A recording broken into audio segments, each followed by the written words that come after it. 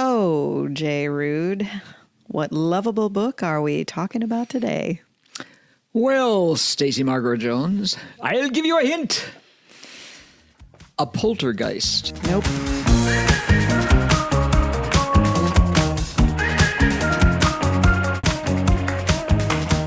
All right. Welcome to Between the Covers, where J. Ruud and I, Stacey Margaret Jones, two authors, talk about books. We talk about the books that J. Ruud has put on his 100 Most Lovable Novels in the English language list.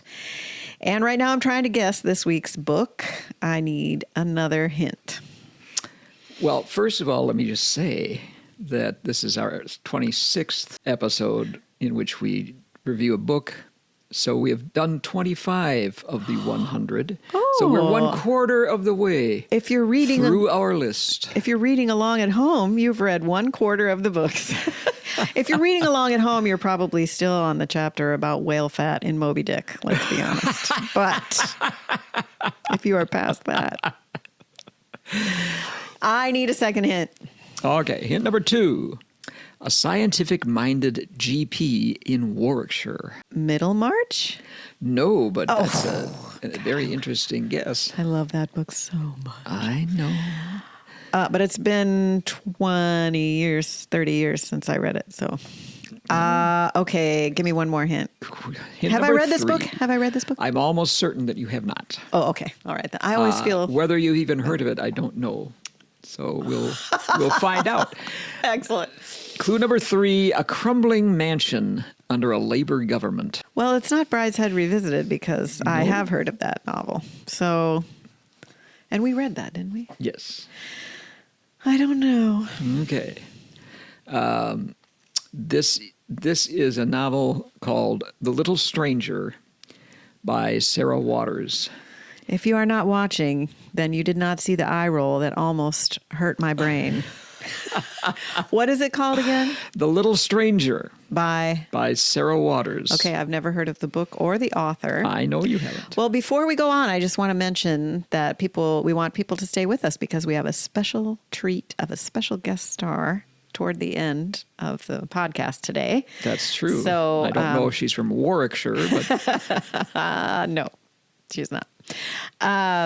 But I just wanted to mention that she is a little stranger. She is a little stranger to our podcast, and she will be on before Chaos everybody. Reader. So just stick with us for that little gem. All right. So who else likes A Little Stranger or The Little Stranger? The Little Stranger. The Little Stranger. Okay, Sarah Waters is not as well known in the U.S. as she is in the U.K. Okay. She's a wealth author whose historical novels have been pretty popular. 3 times shortlisted for the Booker Prize. Oh, wow. Okay. But never won it. She's bona fide. She's bona fide. Who else likes this, you ask? Yes. Well, this was one of the books that was shortlisted for the Booker Prize in 2009. Okay. Which it lost to Hilary Mantel's Wolf Hall that year, which is also on our list. Yes, I know. Or on my list. And it was shortlisted for the Shirley Jackson Award the same year, which focuses on the genres of Gothic horror or psychological thriller. Yeah. Still, I was unaware of the book's existence, as were you, until I found it on the BBC Culture list of the 100 greatest British novels. Oh, my gosh. Chosen by critics from outside the UK. So it was a list that was originally published in 2015 that was intended to give the outsider's perspective on the best in British fiction. And The Little Stranger came in as number 45 on that list. Okay. Interestingly, Wolf Hall was number 44 on that list. It's like they're frenemies. Yeah. Hilary Mantel always just one ahead. Just one ahead. Now, I have found no other significant great book lists on which it appears. Okay. It is fairly new, so that might be one of the reasons. But my reaction on reading it was so favorable that I immediately felt I had to include on my list of the 100 most lovable novels in the English language. That's great. So I want to talk just for a second, as we do every podcast, about how Jay created this list, which is several years ago, you took you found a lot of these, 100 best books, 100 best this, 100. I took 6 fairly important, I guess, lists of the 100 greatest novels in English. And then he made a master, and from that, he started reading through it in terms of the books you hadn't read before or the books you wanted to revisit, so that he could make his own list of the 100 most lovable novels in the English language. So I love that about this, because she wasn't on your radar at all, and now you found a book that you really loved. Yeah, I really loved it. Oh, that's great. I was really impressed by this book. Maybe then people who listen to our podcast will have a similar experience with a book I hope that so. they hadn't heard of or hadn't thought of reading before. I hope so. Oh, that's why we're in it. Maybe a book from our list that they hadn't heard of before. Exactly. It's interesting that she has a lot of fans in Britain particularly. And if any of them are listening to this, they might actually be disappointed that I picked this book, because apparently it's the one that her fans dislike the most. But because it's quite different from the other books that she's written. She writes historical novels. Some of them, half of them, I suppose, have been set in Victorian England. All of them, except this one, have a protagonist or major character who's a lesbian. And they're all third person or from the point of view of a woman. This is the only novel she's written from the point of view of a man. Oh, you're so dudely. Well, remember, this is a dude's list, okay? It is. But that isn't why. I mean, it's How many other books of hers have you read then? none. Oh, okay. So, I mean, It's not like you read all of hers and then said, this is the one. It's true. You read this one and said, this is so lovable. I read this one because it was on one of the lists right. that I looked at. Fair. All right. And none of her other ones were. Even the other 2 that were nominated, that were shortlisted for the Booker Prize, which were Fingersmith in 2002 and The Night Watch in 2006. Okay. Though I might be tempted to go read those now. Okay, so when did this book come out? It came out in 2009. And when is it set? It's set immediately after the Second World War. Oh, okay. 1947, I think. Okay, so you said some of her novels are about Victorian England, but obviously this is not. No. Okay, interesting. So it's mid-century. Yeah. Okay. All right. Well, can you rise to the challenge of the down and dirty summary? You seem to have gotten the knack recently, so let's see how you do on this one. Let's find out. So this story is told by a country doctor in Warwickshire who befriends an old gentry family, mother, son, and daughter, whose fortunes are declining in the developing socialist atmosphere of post-war Britain. Right. Their old family mansion is decaying little by little, and they're less and less able to maintain it without selling off their ancestral lands. Right. Waters has said that she did not set out to write a ghost story, but rather a study of how the economic changes of the late 40s and 50s affected the fading class of gentry faced with losing their familial estates. But the setting of the dilapidated mansion, to stress the stress and the anxiety of the characters under the enormous pressure of inherited responsibilities, lead to strange and puzzling, even mystifying events that may be construed as supernatural. Woo! Well, okay, I love a Gothic story. I have a Gothic elements in my novel, Mr. Catherine. And this is the only one of her novels that can be described as Gothic, which is another way that it differs from her other novels. Sound good. That's fascinating. I have a question. Are they titled? No. Okay. But they have ancestral lands, like they've inherited, but they're not like lords. They're gentry, but they're not aristocracy. Nobility. Right. Okay. All right. I was curious. Also, I have another question. How long is the book? It's 528 pages. Okay. If you read it. Moderate. I listened to it. Oh, okay. And I had no idea it was that long, because it really just kind of clicked along. Yeah, it would be a page turner if I had pages to turn. I might want to read it. I'm thinking about my to-be-read pile, which is vast, but I might want to add it. But you listen to it, so we don't own a copy of it. Okay. We have an audio file of it. You could listen to it. I don't. I listen to podcasts because somebody's got to support the podcast industry in this household. That's true. I am a supporter. And I had another question about that. This is very interesting to me because a couple years ago for Christmas, your daughter and son-in-law gave me a nonfiction book about the exact situation that she's writing a Gothic novel about, where the taxes on inherited lands were so huge, inherited homes, that people really resorted to all make and manner of, I mean, sometimes they just let them go. Sometimes, or they'd try and sell them. Because once they inherited them, they owed so much on the properties that they would have to sell off parts of them, like you said, or they would open them for tours, like Altrup, which is the Spencer family home. You can tour. I think they also will rent out the entire house for a special event. Like, they're trying to make these things pay because they aren't what they used to be in terms of how they used to make their money by owning everything within sight and people paying rent, right? So that's really fascinating because I read the nonfiction historical book about this.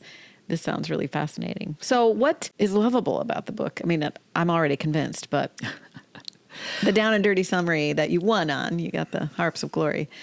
Tell us a little bit more about what's happening in the novel. Well, it starts out, actually it's 1948 now that I recall. And there's a young doctor named Faraday who is called to this old mansion, Hundreds is the name of the mansion, because he happens to be around, and he's kind of taken over another doctor's practice. And they call him because they have a maid who's sick.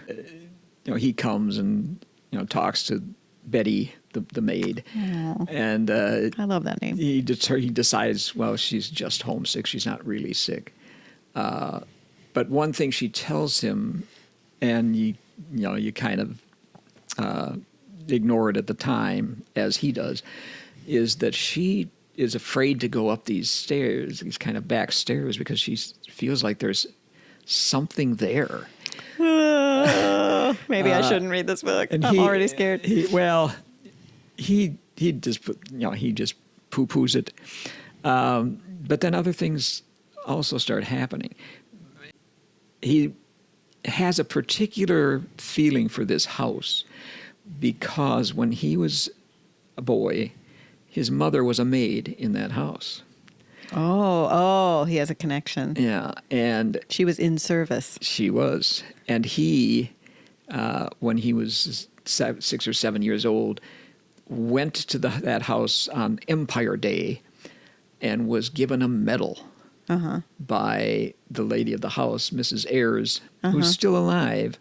At the time of the book. At the time of the book, and he, talks to her about it, and he so after having talked to Betty, he starts talking to the Mrs. Ayres, her daughter Caroline, and her son Roderick.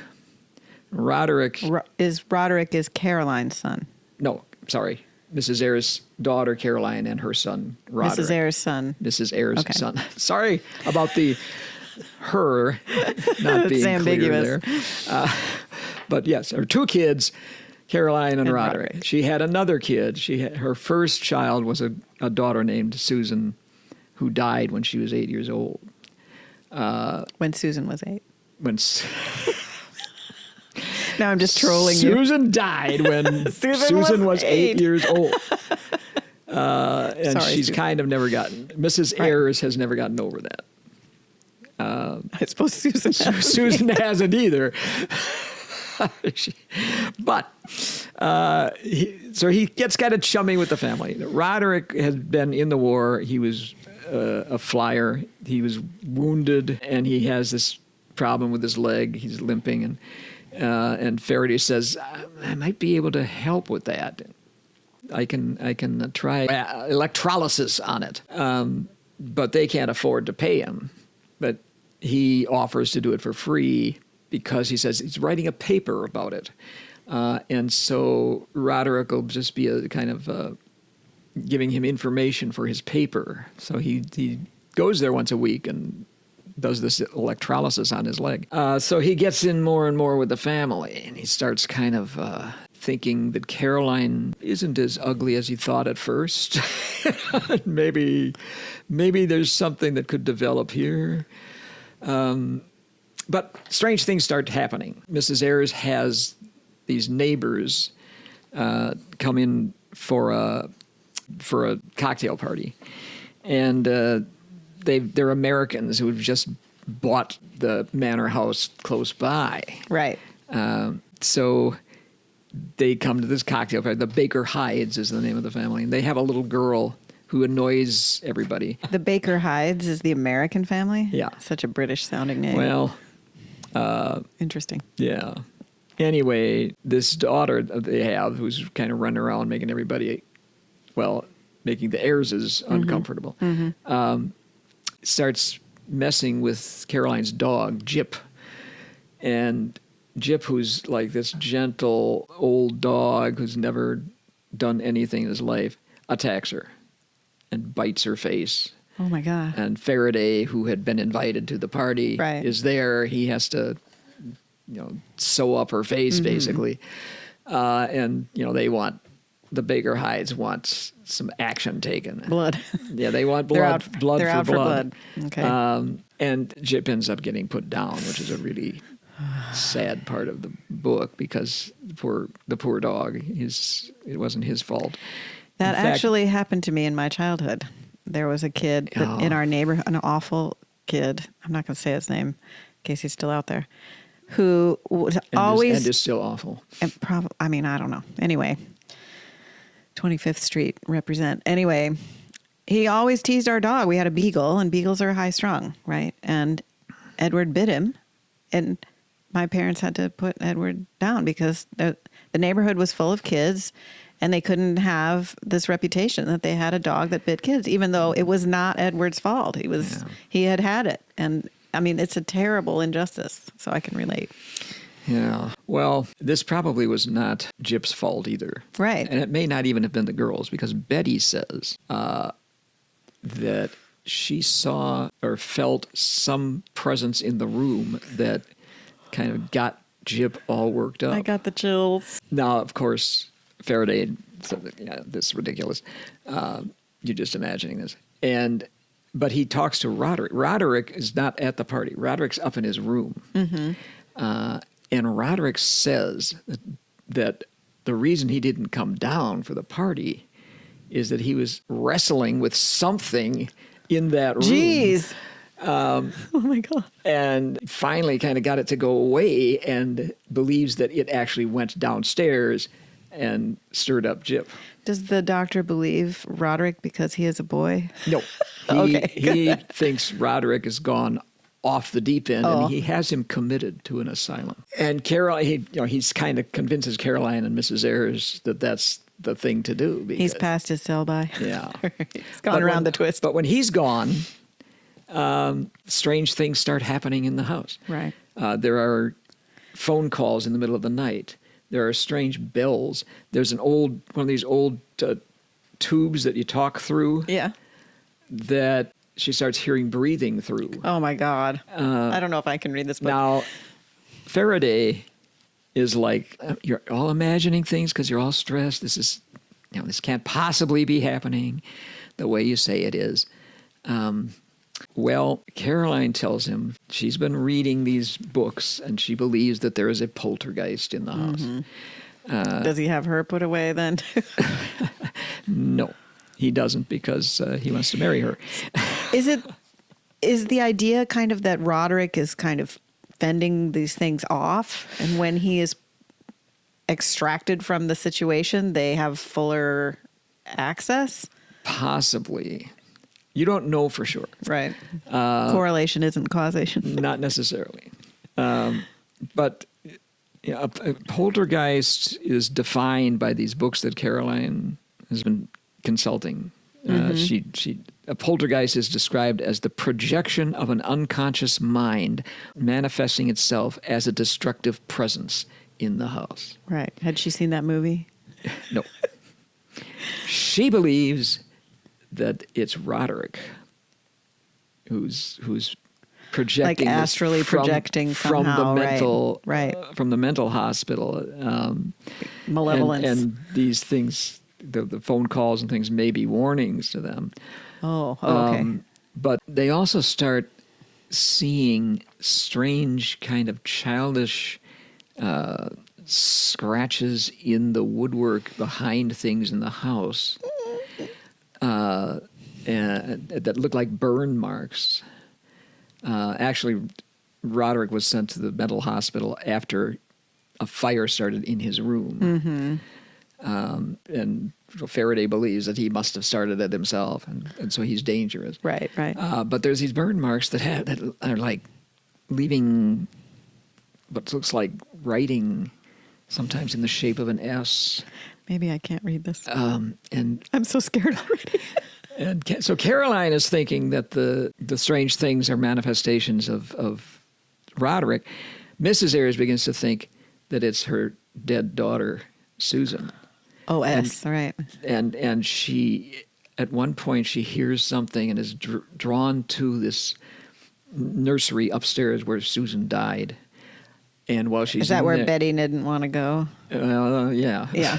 And while she's up there, she's locked in somehow. She can't get out. She breaks her way through the windows, cuts her hands and wrists up.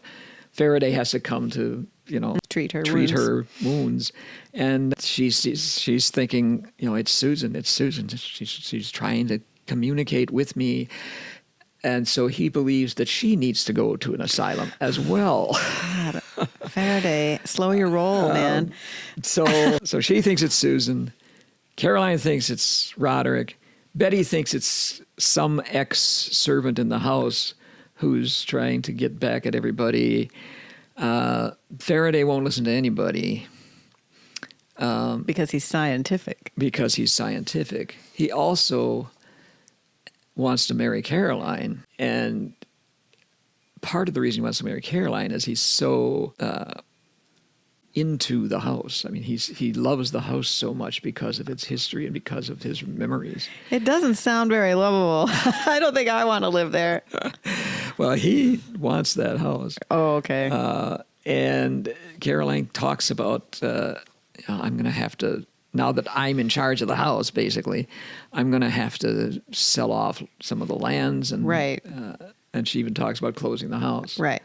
And finally, as we're getting close to the end, Faraday starts to have some doubts. He finally entertains the possibility that the house is, as he says, consumed by some dark germ, some ravenous shadow creature, some little stranger spawned from the troubled unconscious of someone connected with the house itself. Mm-hmm. And so I'm not going to reveal the ending. I'm very convinced, except I'm afraid I would read it with my hand over my eyes, which would be difficult. But it sounds like there's a lot of, it sounds like it's just an enjoyable novel to read, like, as you said, page-turny, and, well, you listen to it, but it was just really plot-driven, obviously. Yeah. But like any literary work, the more you dig into it, the more it gives you, right? So it's a symbol. It sounds like it's an imaginative manifestation of a change of worlds, right? Yeah. A cultural shift that leaves these houses kind of ghosts of themselves because the world the economic systems that supported them have ceased or have shifted. And now they have to be modified or changed. The people have to change how they make money, how they take care of the homes, or if they can't even take care of them. Yeah. And the little stranger, the poltergeist. Oh, yeah. Oh, that's what the title refers to. Yeah. Okay, great.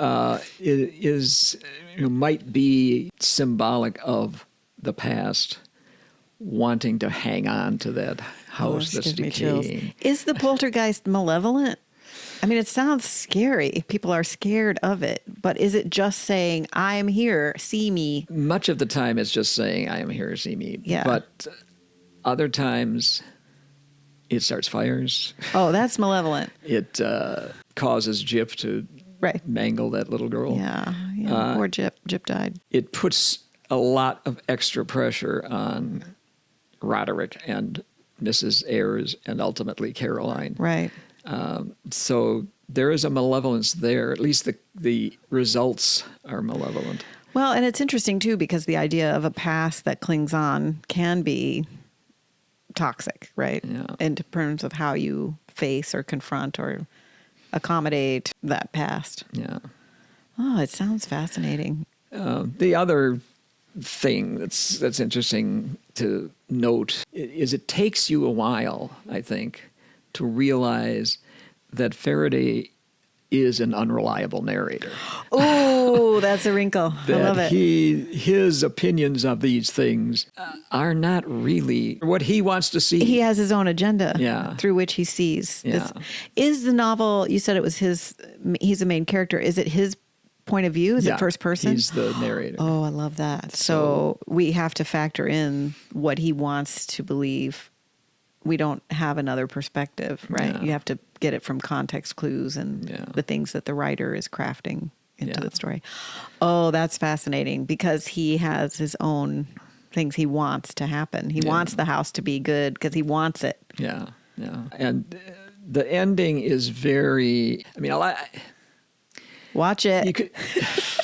you could say it's ambiguous because, I mean, anybody's opinion about who the poltergeist was or what was causing it is a possibility.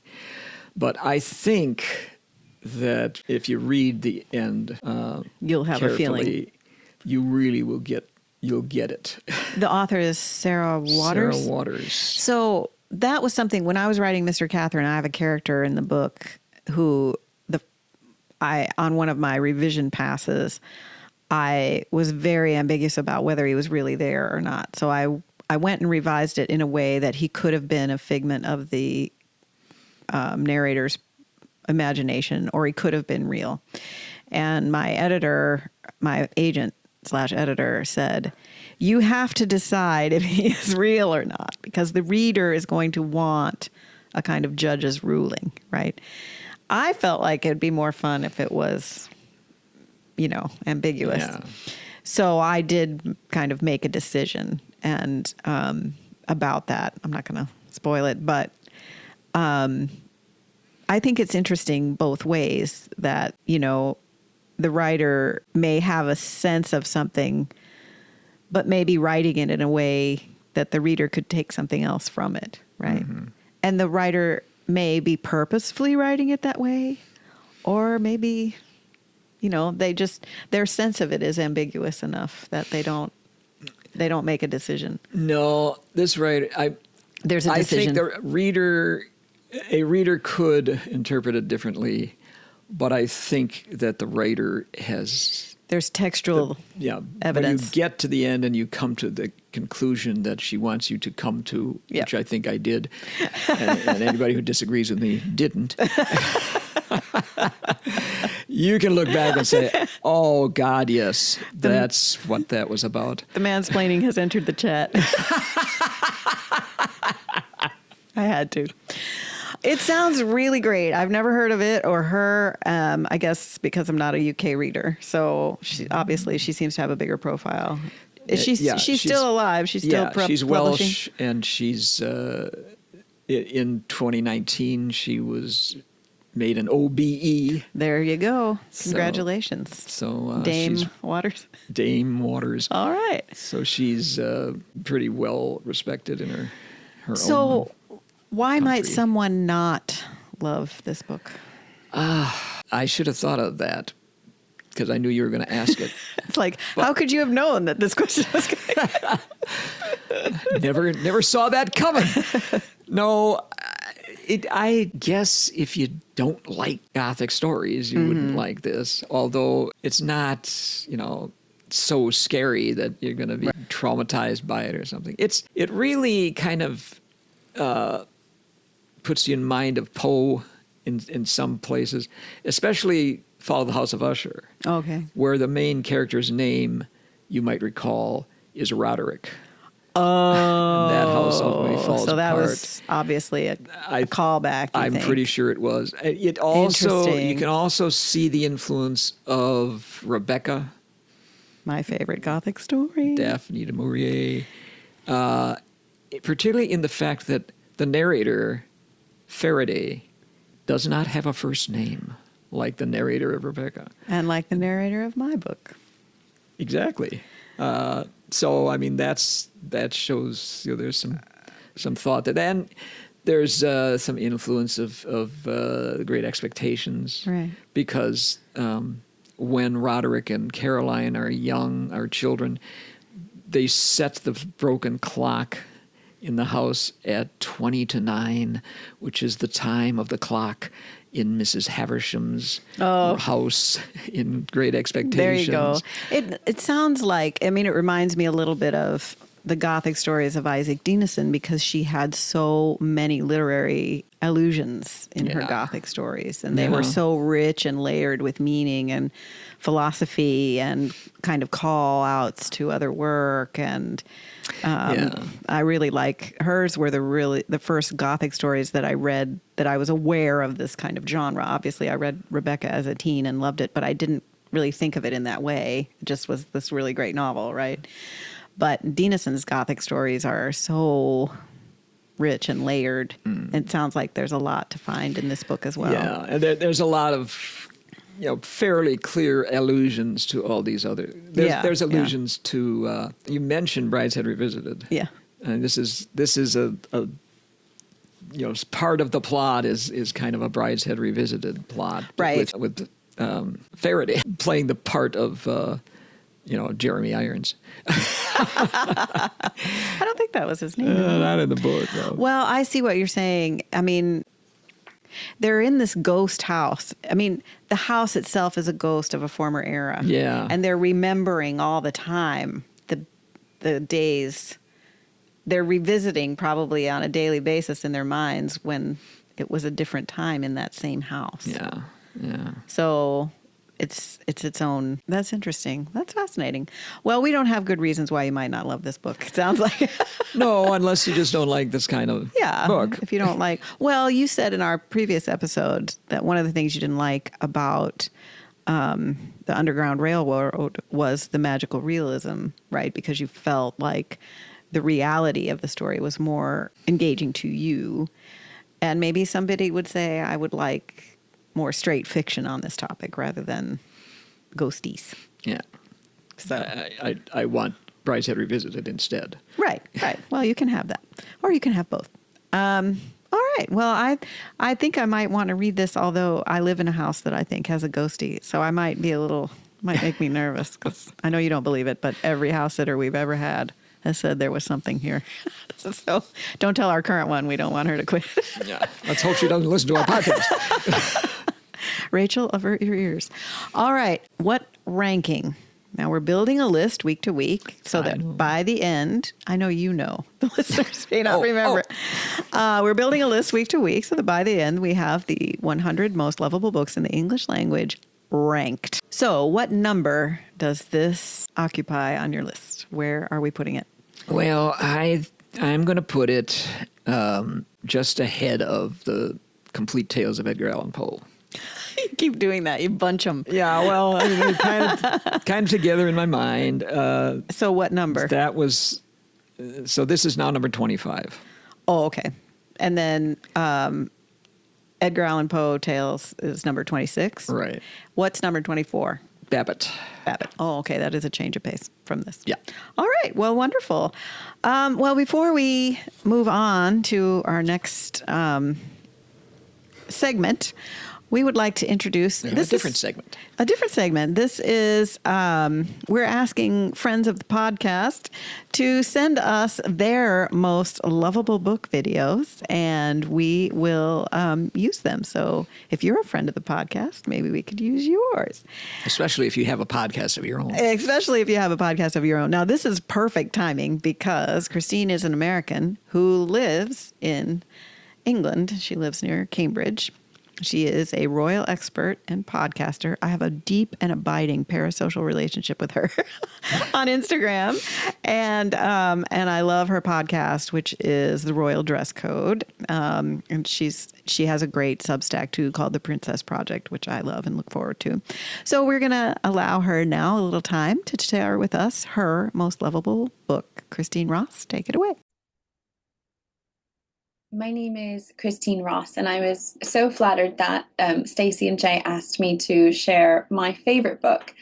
And I took such a long time to think about this because there were books I loved when I was younger, and I think when I really started actively reading all the time, I started off with things like Confessions of a Shopaholic, and nowadays I really read anything off of like a Booker Award or a Pulitzer shortlist, and I was really considering the book that I loved the most and that had the most impact on my life. And the conclusion and the choice that I came to was The Great Gatsby by F. Scott Fitzgerald. And that there's a really specific reason for that. And that's because The Great Gatsby was assigned to me when I was in high school. And my dad took the time he read it with me chapter by chapter, and he didn't just do that. We watched the film, the Robert Redford film, and we learned about the 1920s and flapper culture, and we would visit these places that are mentioned in the book or sort of research them.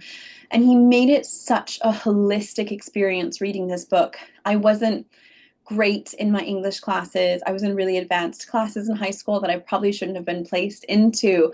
But my dad's support and that sort of holistic teaching of the book. I mean, I was in public school.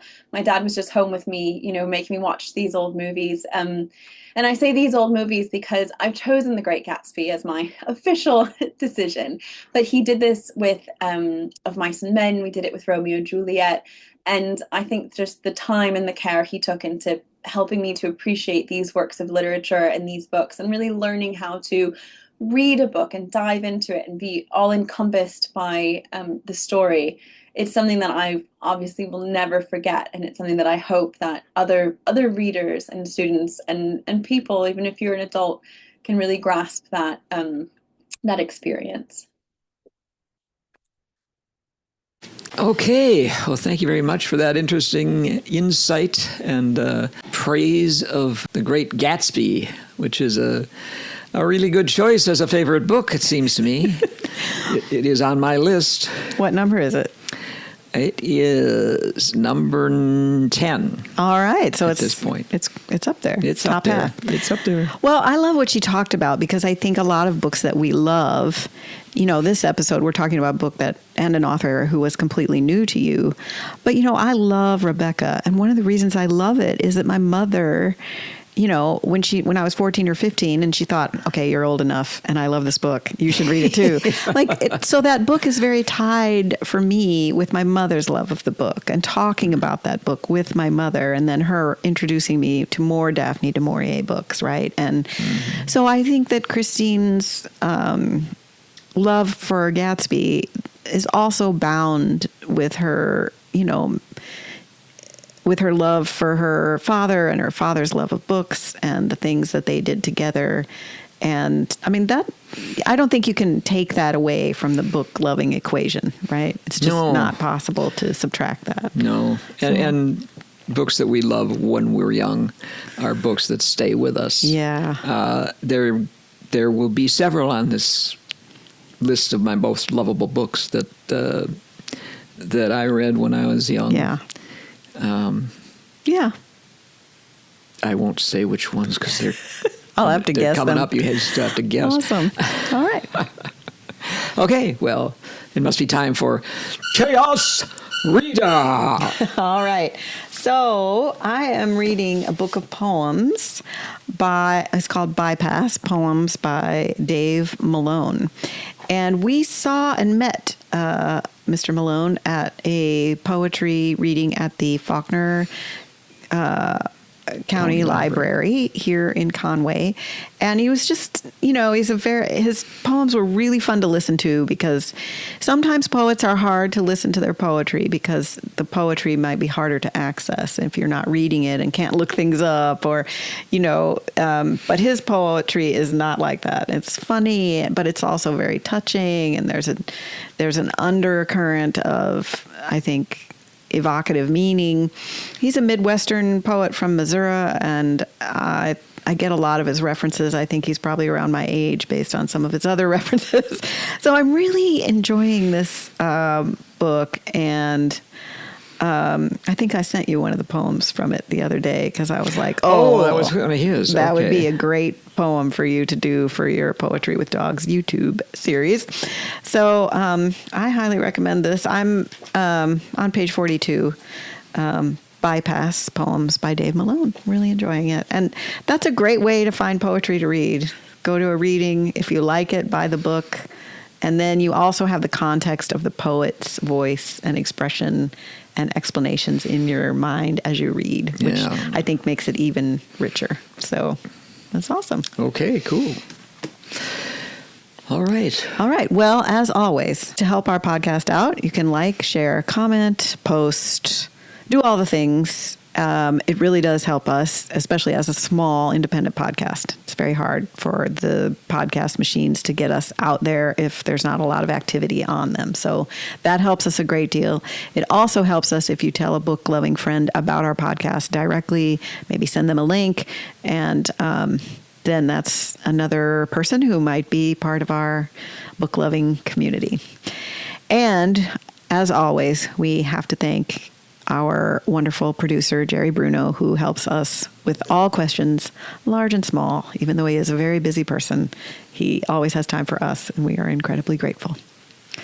So with that, we'll see you next week on Between the Covers.